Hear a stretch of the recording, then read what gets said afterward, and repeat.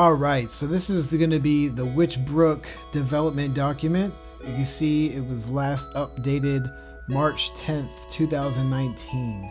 So it hasn't been updated in a while. The key thing to take away from this is going to be the contents may change at any time and to any degree.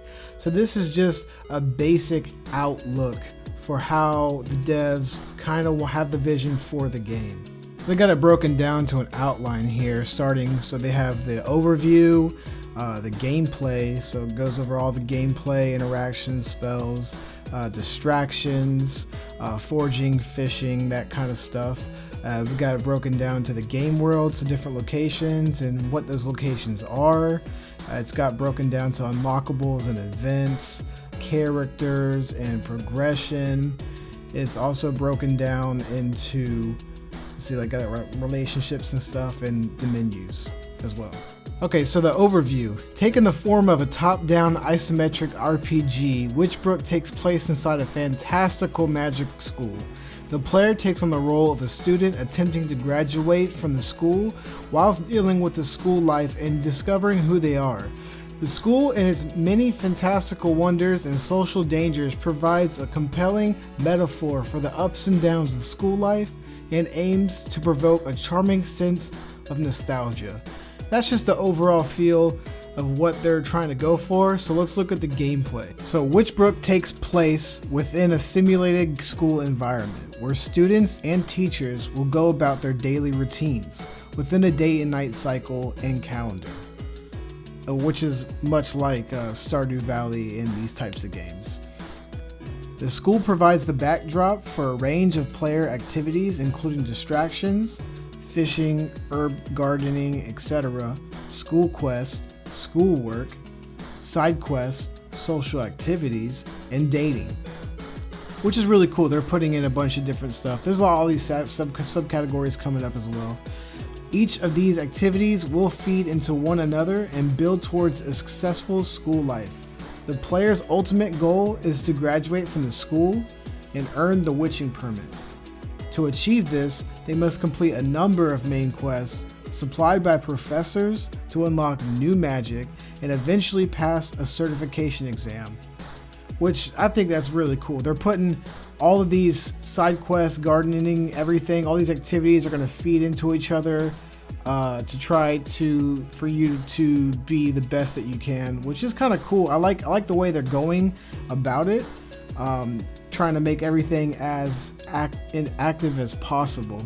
Witchbrook is intended to be both relaxing and rewarding, providing the players with enjoyable, mindful activities while ensuring a sense of progression.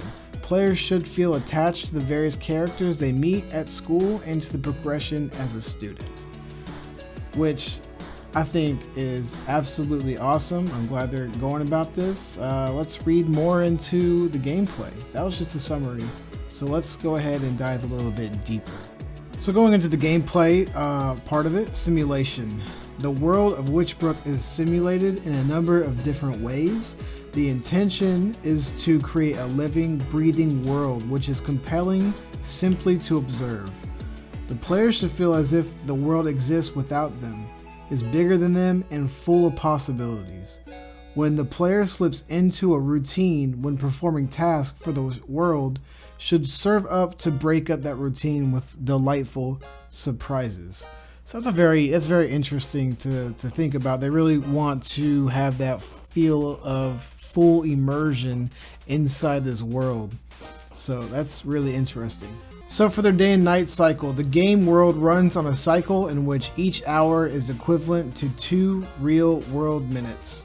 The game clock dictates not only the sunrise or sunset, but should be tied into as many systems as possible to cement them into the game world. So they got their day and night cycles should provide the player with a range of different moods throughout the day and ties into visuals, lightings, mood, etc. So I mean, just like any other game, they want, as the sun goes down, they want everything to reflect that. Also affects various distraction activities. Certain fish might become available only at night. Some plants might grow in water. So they want different aspects to be implemented in the day and night cycle. So there's different things to do and different things to also look forward to. So that's pretty cool. At any point during the day, the player can sleep. This will skip to the player to 7 a.m. the next morning. So you could just skip the day if you just want to kind of waste the day away. So that's a cool, it's a nice little feature to have. Weather. The likelihood of certain weather conditions appearing is affected by the current season. Weather ties into various gameplay systems. For example, rain may water plants. Some fish may only appear when it's stormy. What weather includes thunderstorms, rain, snow, and sun. Not too much to elaborate on that. It's pretty self-explanatory. So the lunar cycle. The game contains a lunar cycle that is visible both on the UI, the user interface, and via a telescope in the astronomy tower.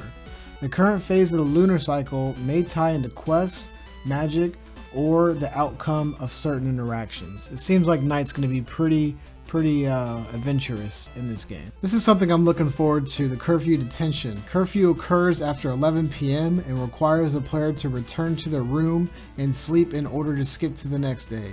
Should the player opt to leave their room after 11 p.m., they may have to avoid professors or risk detention the next day. This may be a negative effect on the player's relationship with professors and cause them to miss parts of the day. Players may receive detention for breaking other rules or failing events. This is actually really interesting. I'm really looking forward to see how exactly they implement this.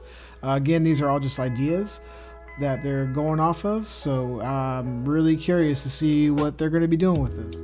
Calendar and events. Along the day-night cycle is a calendar system that divides a school year up into 4 months. Each month corresponds with a season and consists of 30 days, which is much like Stardew Valley, how they have their calendar and seasons, you know, spring, fall, summer, and winter. So nothing else to say about that. Let's move on. My bad. There's another page for it. It just kind of splits off and goes out there. So each student has a birthday that falls on a particular day of a particular month and gives the player an opportunity to earn bonus social points with that student. There are also various school-wide events throughout the year. Should the player give an NPC certain gifts on their birthday, the gifts will be displayed in their dorm room. That's pretty cool. Events are generally an opportunity to redecorate parts of the school grounds and provide the player with a set of mini games and rewards. Example of events might be Halloween, Christmas, etc. That's pretty interesting, because I mean, you give gifts and stuff like that to people in Stardew for relationships and stuff to try to win them over, but it actually is going to be part of their dorm rooms, and it's going to change things. That's pretty interesting. Minigames. Minigames are scattered throughout the game world. Some minigames only show up during events. Minigames could include broom racing, casino, wizard chess, card games, etc. Which events to be dated? Have a good idea for wizard chess. Spoiler, you don't actually have to play chess. Now, that is what they're kind of working on. I saw them in the Discord a little bit talking about it. What they're actually trying to come up with for some of these mini games. I heard some people talk about they'd love to see a card game kind of like Gwent from The Witcher or something like that. These are just kind of ideas. None of these are actually, you know, cemented in. Again, everything's subject to change, but it's pretty exciting to see them think and kind of speculate what they might be doing with it. So NPC routines. NPCs will move around school grounds as the day progresses and undertake various activities at each location they visit. These routines may differ based on the day of the week, the month, or even after events occur in the game. So it sounds like they're trying to make it more diverse. The NPC routine should be a delight for the players to observe and reflect the personality of the NPC in question. The routine should also give the player hints at how best to socialize with a given NPC and that NPC's likes and dislikes. A wide variety of activities is required to really sell the living diorama that is Witchbrook School. So they're really trying to make sure that the NPCs are diverse.